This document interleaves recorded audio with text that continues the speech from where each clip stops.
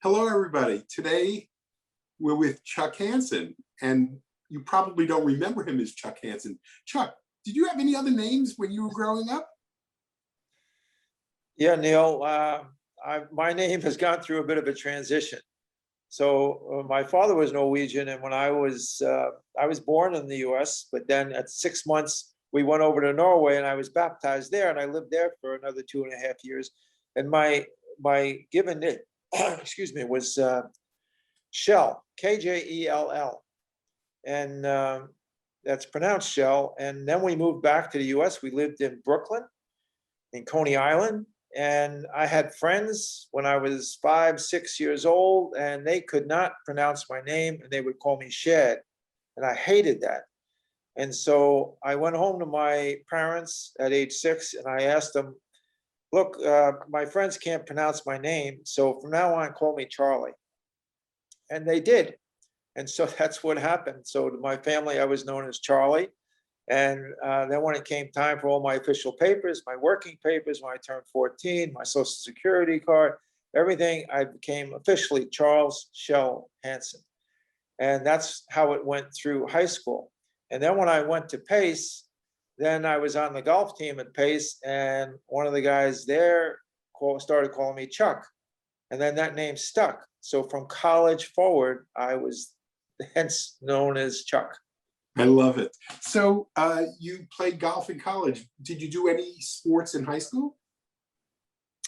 Yes, I always had a passion for golf, and I really liked bowling, and I participated on both those teams. And I also was working part-time, so I didn't have a lot of time for other sports, although I did them casually. I played a lot of basketball, a lot of pickup basketball, and a little bit of street football and things like that. But I didn't have the time for the formal sports, that took up that had practices every day. So I just stayed with those two sports.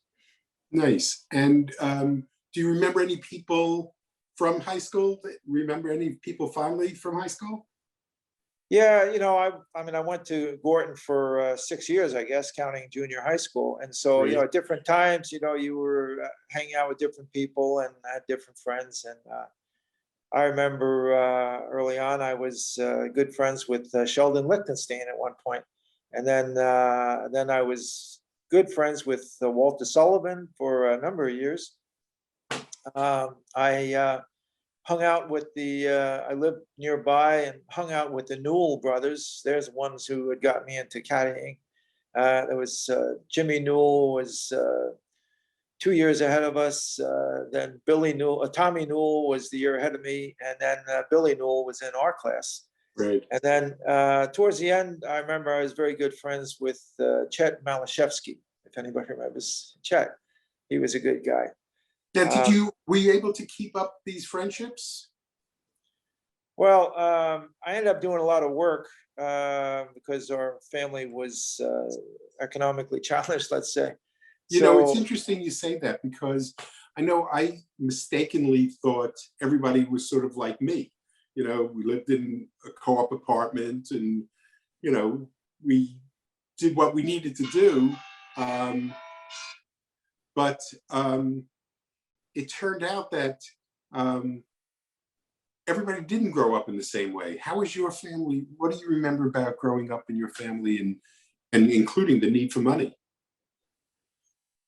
Well, it was a bit challenging, only because my father, who had been a seaman, and then when he got married and settled down, he had a trade. He was a carpenter, and but then he was sick. He only had one lung, and so he was in and out of the hospital a bit, and in fact he ended up dying.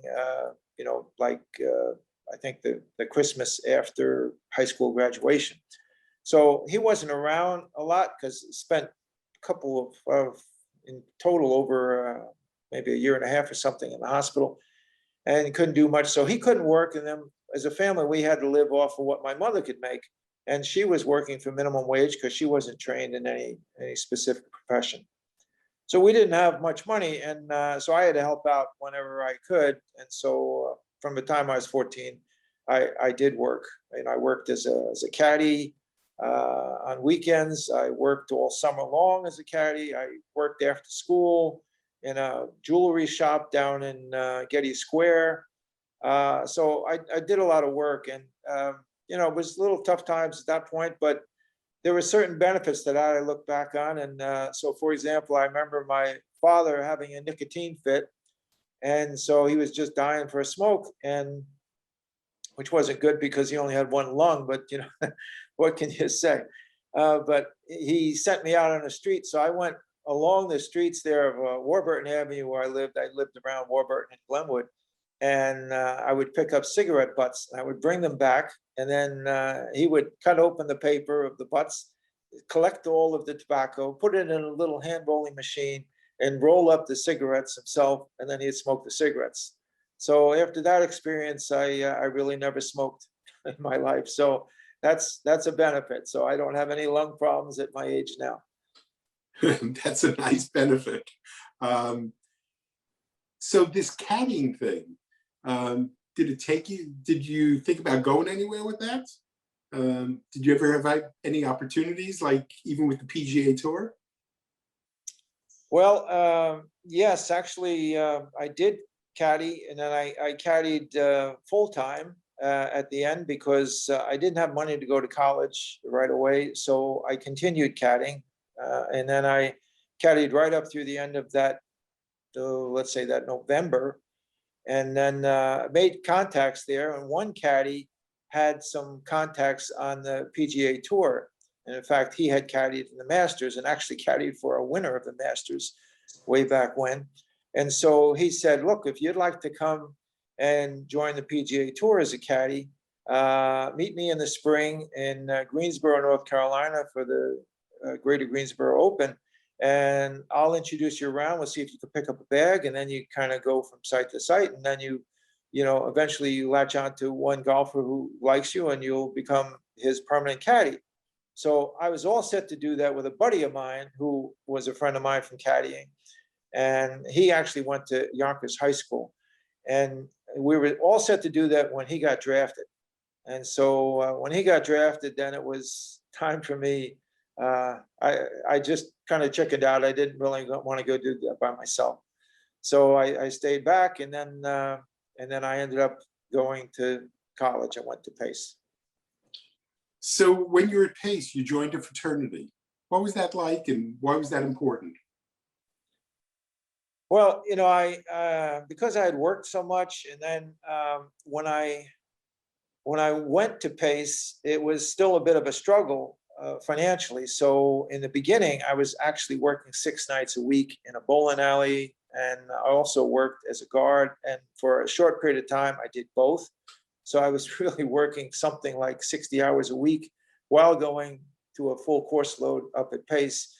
And I couldn't do that for long because I knew that wasn't going to work well. And so later on, I was able to cut back on that. So after a year of this, I just knew that I was missing the college experience. I didn't know more than a handful of people up there. And I said, this just doesn't work. So let me see. And somebody approached me about joining a fraternity. I did. I joined a fraternity. And it was, I think, one of the best things I ever did. And I had the next 3 years were like probably the best years of my life, when I was going to school and still doing some work and in the fraternity. Made a lot of close friends, had a lot of wonderful experiences, some of which I can't talk about here. So that sounds very good. Now, after you graduated, you became a CPA, and you were traveling. You were audited, and you were traveling auditor as well. What did you learn from traveling? Can you give us an experience or one or two things, one or two places you went to? Sure. So most of my career, I was an internal auditor, and I worked for some big companies, and I traveled around. I went to, I think, 14 different countries, and I've been throughout most of the United States. Probably 40, 45 states, I'd say, that I've been to and spent a week or two there, wonderful spots like Ponca City, Oklahoma, and things like that. It's really amazing. But it was very enlightening too, because having grown up in the in the Yonkers area, my whole circle of travel was probably within 30 miles of Yonkers, and I had never been on a plane until I was 22. But then I started traveling and I started seeing different things, and I got the different perspectives of areas of the U.S. And the South was quite a bit different, especially deep South. I spent a lot of time down there, and then I went overseas, and I went to places like Colombia. So I remember being in Bogota, Colombia, and checking into a hotel, and they said they took my bag. It was a nice hotel, and the bellman took my bag, and he took me up to my room, and he started unpacking my bag. I said, "You don't have to do that. I'll do that." He said, "No, you don't understand. We had a bomb go off in this hotel last New Year's Eve, from somebody leaving a suitcase in. So we have to empty your bag." So I said, "Wow." And they told me that at that point, a bomb had gone off in a strip mall just down the street a couple of days before. And so, and you see security guards everywhere. I think security was like the number two industry in Colombia, probably one being illegal drugs. But it was interesting to be there. And I remember being in Santiago, Chile, and I'm sitting out there eating outdoors in front of a Pizza Hut, and you'd think like you're in the U.S. It's it's very Americanized there with all the chains. But all of a sudden, you see policemen walking down the street with machine guns, and you'd say, "Wow, this is very unusual, very unusual." So this is the early '90s that I was doing this, and then I lived in Canada for 3 years, and you got different perspectives up there because of you'd be in downtown Toronto, and the local cop on the corner would have a full beard and be wearing a turban. And you wouldn't see that in Manhattan, so I mean, it was a little bit of a culture shock there. And you see the different social structures and, the different healthcare systems. So it was really neat because it gave a whole different perspective than what you have sitting in a remote area of the US. It's amazing. I can't wait till we're at the reunion and we can hear more of these stories, different places, and some of the insights that you have. It really is fascinating. I know you're married to Janet, and you have 2 daughters, and you have, you've made it so that there's and a grandson. I'm Lincoln. I don't want to forget that because that's pretty important. You've made it so that when you think of the arc of your life, going from where you were to where you are now, it's pretty incredible. You've done something really special. Your daughters must be really like shocked when they hear about some of the stories about how it was when you grew up. Yeah, I think I'm not sure that they really gained all that perspective on it. I don't tell them a whole lot about it because they move on with their own lives. But at some points, I sit down and I try and to let them know to have their perspective of what their family has done, and what I've done, what my parents have done, and then family history. And what's your goal for the rest of your life? You probably only have another 40 or 50 years to go. Right. Well, I want to hopefully continue to be a good husband and father to my kids, now grandfather. And I want to travel a bit more with my wife. COVID has sent us back a bit, but we have on our bucket list, we want to go up to Nova Scotia. We want to go on, take one of these Viking River cruises. We really want to get around and travel a bit. And the other thing I want to do is do some family research on the family name, because I do have on my mother's side, I have family that goes pretty far back here in the US, and I believe it's something would qualify them to be members of the Daughters of the American Revolution. So I think that would be a nice thing to leave to my daughters, but I just have to do the research to be able to prove that. I understand that. And lastly, if you could have dinner with anyone, living or dead, who would you want to have dinner with and why? I think it would have to be my father because unfortunately I didn't get to spend a lot of time with him, although he did live until I was 18. But because he was out sick a lot, and we didn't talk in depth in those days about things he had gone through. But he had gone to sea at age 14. He went whaling on a wooden whaling ship up into the to the North Atlantic, and that was a great experience. And then he went into the Merchant Marine. He was a first mate, and he went during the war. He made 7 crossings when the Nazis had all the British forces trapped at Dunkirk.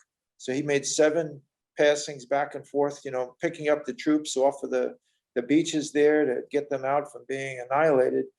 And then he was himself was torpedoed 3 times. Whoa, Chuck! Oh my God, there's so much to have in that conversation. I think that would be really phenomenal, and I would love to hear those stories as well. I want to thank you. This was really great.